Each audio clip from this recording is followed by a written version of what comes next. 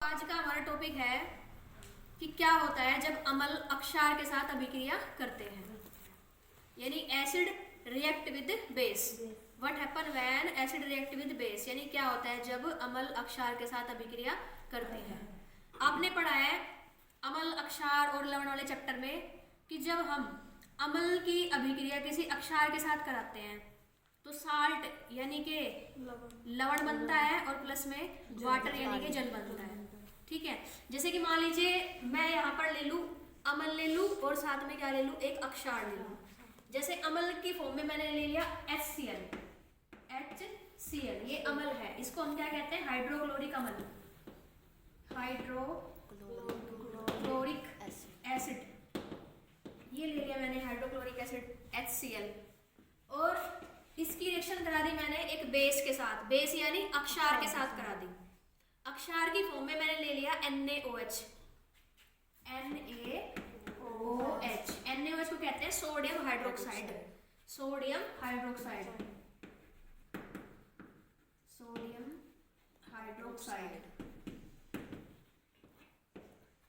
तो जैसे ही HCl यानी हाइड्रोक्लोरिक एसिड के अंदर NaOH को डालते हैं तो किसका फॉर्मेशन होता है, साल्ट प्लस वाटर का फॉर्मेशन होता है।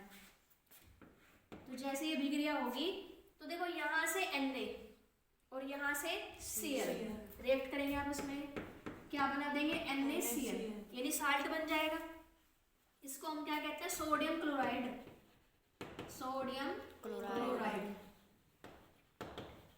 सभी जानते हैं, सभी के घरों में मिलेगा ये नमक। ठीक है, साधारण भाषा में क्या कहेंगे, नमक कहेंगे, में साल्ट होता है। प्लस अब देखो यहाँ से NaCl तो हो गया रिमूव, अब हमारे पास क्या बचा है, यहाँ से OH बचा है और यहाँ से H, यानी हाइड्रोजन और हाइड्रोजन मिल करके क्या बना देंगे H2 और साथ में ऑक्सीजन मिल जाएगी तो क्या बन जाएगा H2O, यानी क्या बनेगा H2O यानी वाटर बन जाएगा। समझ में बात आई? जब कोई भी एसिड रिएक्ट करता है किसी भी बेस के साथ तो किसका फॉर्मेशन होता है, साल्ट का, और प्लस में किसका फॉर्मेशन होता है, वाटर का फॉर्मेशन होता है।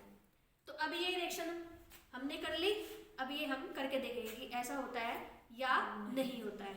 समझ गए भाई, साल्ट और वाटर बनेंगे या नहीं बनेंगे, कैसे हम पहचानेंगे और कैसे हम इसको बना सकते हैं। तो देखिए हमारे पास क्या होना चाहिए, एसिड होना चाहिए और बेस होना चाहिए। तो देखो एसिड की फॉर्म में हमारे पास ये HCl है, हाइड्रोक्लोरिक एसिड, और बेस की फॉर्म में हमारे पास क्या है, NaOH है, सोडियम हाइड्रोक्साइड। ठीक है, ये सोडियम हाइड्रोक्साइड है, मिटा हुआ है, ये बेस है और ये क्या है, एसिड है। तो देखो मैं क्या करती हूँ,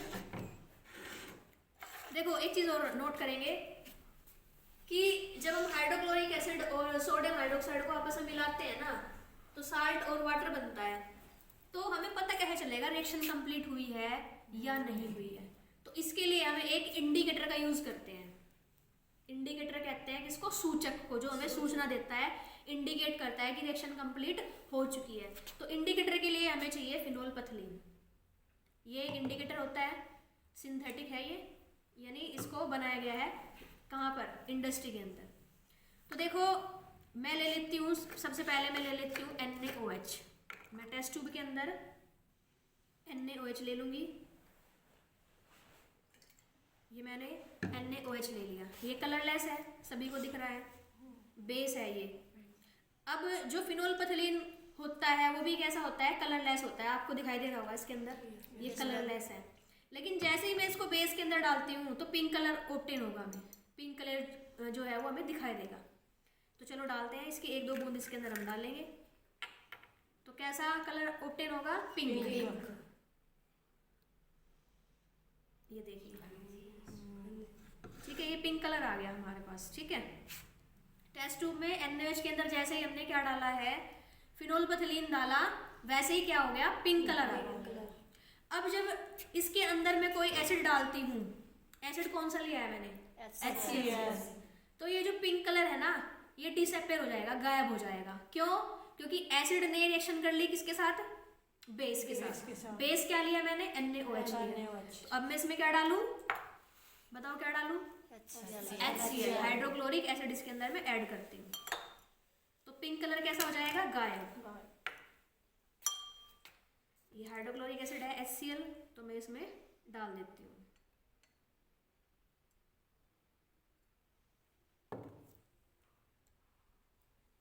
ये देखिए, समझ आ गया सभी को?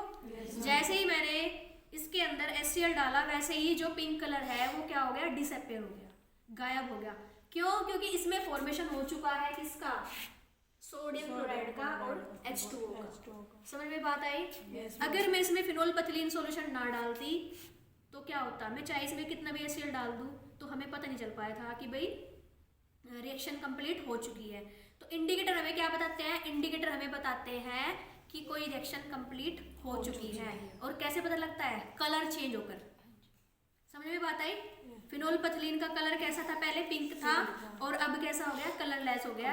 इसका मतलब है कि HCl ने NaOH के साथ क्या कर लिया, रिएक्शन कर लिया, यानी साल्ट का और वाटर का फॉर्मेशन हो चुका है। क्या मेरी बात समझ में आई? मेरा थोड़ा गला खराब है, आवाज सभी को क्लियर आ रही होगी?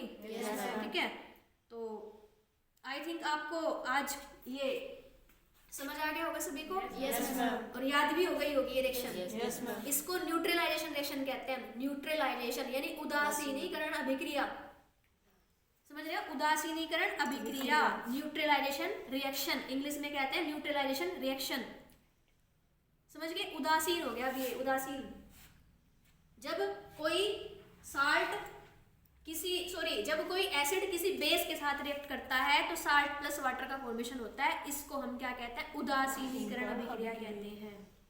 समझ आ गया सभी को? चलो बहुत अच्छा। तो फिनोल्फथलीन का यूज क्यों किया हमने, इंडिकेटर, ताकि ये हमें जानकारी दे सके कि रिएक्शन कंप्लीट हो चुकी है। और कैसे जानकारी देगा, कलर चेंज हो जाएगा। समझ गए? तो पिंक कलर दिया था इसने, जैसे हमने HCl डाला तो कैसा हो गया, कलरलेस। समझ में बात आएगी सभी को? चलो बहुत अच्छा। आज ये न्यूट्रलाइजेशन रिएक्शन आपने पढ़ी। तो जो न्यूट्रलाइजेशन रिएक्शन है ना, वो दैनिक जीवन में भी होती हैं। कोई एग्जांपल बता सकते हो आप न्यूट्रलाइजेशन रिएक्शन का, उदासीनीकरण अभिक्रिया का? चलो मैं बताती हूँ। अच्छा, आपको मधुमक्खी ने डंक मारा है? जो मधुमक्खी का डंक होता है ना, उसमें फॉर्मिक एसिड होता है, फॉर्मिक एसिड। तो जैसे ही वो डंक मारती है तो हमारी बॉडी में क्या छोड़ देती है, फॉर्मिक एसिड, जिसके कारण क्या होता है, जलन पैदा होती है। तो अगर हमें जलन से बचाव करना है तो हमें क्या करना चाहिए, वहां पर क्या करना चाहिए बताओ, बेस। समझ गए? क्योंकि एसिड गया है डंक के थ्रू, तो हमें क्या करना चाहिए, वहां पर बेस लगाना चाहिए। तो बेस की फॉर्म में आप क्या रगड़ सकते हैं वहां पर, बताओ? साबुन। नींबू तो खट्टा होता है अपने आप में, नींबू कैसे लगाओगे? कोलगेट भी लगा सकते हो, क्योंकि वो बेसिक नेचर का होता है। और आप NaHCO3 भी लगा सकते हो, सोडियम बाइकार्बोनेट जिसे हम कहते हैं। ठीक है, वो एक बेस होता है, तो उससे जलन कम हो जाएगी। क्यों? क्योंकि वहां पर किसका फॉर्मेशन हो जाएगा, साल्ट प्लस वाटर का। बेस लगा सकते हो, NaOH लगा सकते हो डाइल्यूट फॉर्म में, लेकिन ठीक है। इसी तरह से जब हमारे स्टमक के अंदर HCl एसिडिटी हो जाती है ना, देखा होगा जब हम खा लेते हैं ना, अगर हम चाय पी रहे हैं ना, तो पेट के अंदर ना एसिड बन जाएगा बहुत ज़्यादा, खट्टी डकारें आनी स्टार्ट हो जाएगी, उल्टियाँ लगनी शुरू हो जाएगी, वोमिटिंग। तब हमें क्या करना चाहिए, क्या लेना चाहिए, हमें बेस लेना चाहिए। बेस की फॉर्म में आप मिल्क ऑफ मैग्नीशिया का यूज कर सकते हो, या फिर आपने सुना है इनोओन एसिडिटी कौन, इनो आता है पाउच में। वो इनो क्यों लिया हमने, क्योंकि वो एक क्या है, बेस। समझ गए? वो जैसे हम घोलकर पियेंगे तो क्या हो जाएगा, साल्ट का और किसका फॉर्मेशन हो जाएगा, वाटर का फॉर्मेशन हो जाएगा। और पेट में दर्द होता है, मतलब जब एसिड बन जाता है, तो उससे भी हमें क्या मिल जाती है, राहत मिलती है। समझ में बात आई? Yes ma'am. तो जब भी कभी ऐसी कंडीशन पैदा हो जाए तो हमें क्या करना चाहिए, बेस का यूज करना चाहिए अगर एसिड ज्यादा मात्रा में बन रहा है। या कभी हम एसिड से जल जाए, मान लीजिए मेरे हाथ पे गिर जाए, HCl गिर जाए, तो मुझे क्या करना चाहिए, वहाँ बेस लगाना चाहिए, यानी कि मुझे NaOH लगा लेना चाहिए वहाँ पर। समझ गए? क्यों? ऐसा करने से दोनों में रिएक्शन होगी और साल्ट का और वाटर का फॉर्मेशन हो जाएगा।